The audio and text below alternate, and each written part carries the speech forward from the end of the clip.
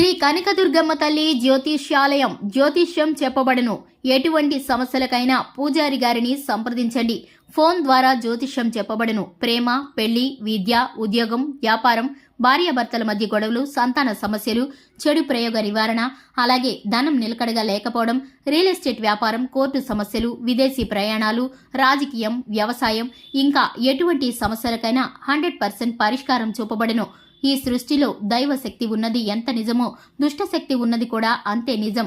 జీవితంలో ప్రతి ఒక్కరికి ప్రతి ఒక్క సమస్యకి పరిష్కార మార్గం చూపబడును. ఫోన్ ద్వారానే జ్యోతిష్యం చెప్పబడును. నమ్మకంతో కాల్ చేయండి. Phone number 9367852242.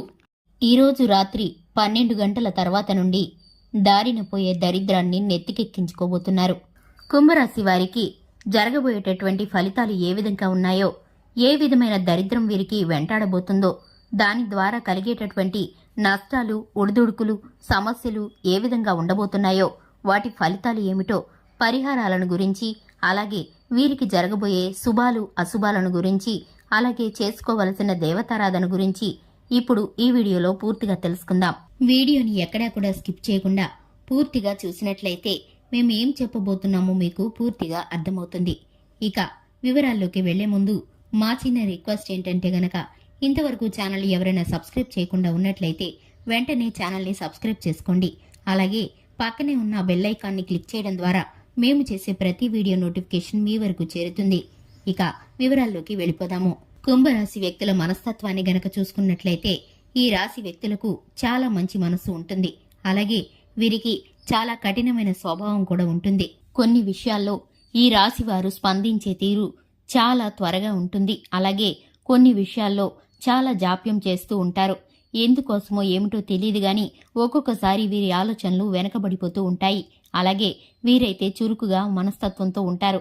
ఏ పని మొదలు పెట్టినా కూడా పట్టుదలతో పూర్తి చేస్తారు. కార్యదక్షత కూడా ఉంటుంది. వీరు కుటుంబ బంధాలకి ఎక్కువగా ప్రాధాన్యతని ఇస్తూ ఉంటారు. అలాగే వీరికి సంఘంలోనూ సమాజంలోనూ గొప్ప పేరు ప్రఖ్యాతలనేవి ఉంటాయి. ఇక ఈ రాశివారు ఉద్యోగ రంగంలో అయినా, వ్యాపార రంగంలో అయినా, పనిచేసే చోట ఎక్కడైనా సరే వీరికంటూ ఒక ప్రత్యేకమైన గుర్తింపును కలిగి ఉంటారు. అలాగే వీరికి అభిమానించేవారు, ప్రాణ స్నేహితులు ఎక్కువ మంది ఉంటారు. అలాగే వీరి చుట్టూ కూడా వీరంటే ఇష్టం లేనివారు, వీరి మీద ద్వేషం కలిగిన వారు, ఈర్ష్య అసూయలతో నిండిన వారు, వీరి ఎదుగుదలను చూసి తట్టుకోలేక ఓర్వలేని మనస్తత్వంతో ఉన్నవారు కూడా చుట్టూ శత్రువులుగా ఉంటూనే ఉంటారు. కానీ వీరు మాత్రం వీరి మంచి మనసుకి అందరూ వారిలాగానే మంచిగా ఉంటారని అనుకుంటూ ఉంటారు. భ్రమపడుతూ కొంతమంది అక్కర్లేని వ్యక్తులతో కూడా స్నేహం చేస్తూ ఉంటారు. స్నేహపూర్వకమైన వాతావరణాన్ని ఎదుటి వ్యక్తులతో కలిసి ఉండాలని ఆశపడుతూ ఉంటారు. ఇటువంటి ప్రవర్తన వీరికైతే కొన్ని సందర్భాల్లో ఇబ్బందులను తెచ్చిపెడుతుంది. ఇక రాత్రి తర్వాత వీరికైతే ఏం జరగబోతుంది అని గనక మనం చూసుకున్నట్లయితే గనక, వీరి జీవితంలో చాలా పెద్ద మోసం ద్వారా చాలా నష్టాన్ని ఎదుర్కొన్న వ్యక్తులు వీరికైతే మరలా వీరి జీవితంలో ప్రవేశించబోతున్నారు. ఇంతకు ముందు ఆ వ్యక్తులతో ఉన్న సంబంధ బాంధవ్యాల మూలాన మీరైతే పెద్ద నష్టంలో ఇరుక్కున్నారు. ఆ నష్టాన్ని ఇప్పటికీ కూడా మీరు అనుభవిస్తూనే ఉన్నారు. అయినప్పటికీ కూడా వారు చేసిన మోసాన్ని మీరు క్షమించి విడిచిపెట్టేశారు. అటువంటి వారిని మరలా మీ జీవితంలోకి ఆహ్వానించే అవకాశాన్ని మీరు ఇవ్వకుండా ఉంటేనే మంచిది. వారైతే మొసలి కన్నీరు కారుస్తూ మీ వద్దకైతే రాబోతున్నారు. వారికి ఉన్నటువంటి సమస్యలని మరలా మీ వద్ద చెప్పుకొని ప్రాధేయపడుతూ మీ సహాయాన్ని కోరబోతున్నారు. దీని విధంగా అయితే మీరు మరలా వారికి మోసగించే అవకాశాన్ని ఇచ్చినట్లయితే కనుక మీరైతే దారిన పోయే దరిద్రాన్ని నెత్తిన పెట్టుకున్నట్లే అవుతుంది. ఎందుకంటే గనక గతంలో వారి ద్వారా మీరు పడ్డ ఇబ్బందులు మీరు ఇప్పటికీ కూడా భర్తీ చేయలేకపోయారు.